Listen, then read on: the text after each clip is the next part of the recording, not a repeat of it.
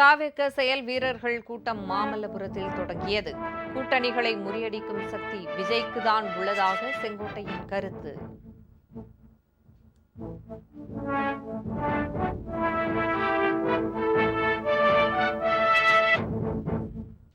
அன்றும் இன்றும் என்றும் ஹிந்திக்கு இங்கே இடமில்லை. மொழிப்போர் தியாகிகள் வீர வணக்க நாளை முன்னிட்டு முதலமைச்சர் ஸ்டாலின் உறுதி.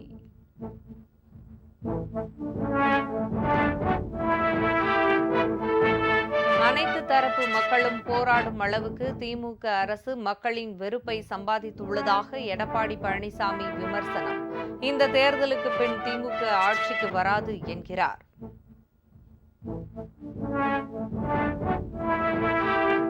திமுகவிடம் 3 இலக்கத்தில் தொகுதிகளை கேட்க முடியாது என்பதால் இரட்டை இலக்கத்தில் தொகுதிகளை கேட்க உள்ளோம்.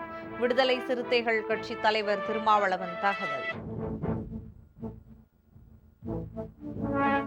குடியரசு தினத்தை முன்னிட்டு தமிழகத்தைச் சேர்ந்த 3 காவல் அதிகாரிகளுக்கு குடியரசுத் தலைவர் பதக்கம் அறிவிப்பு.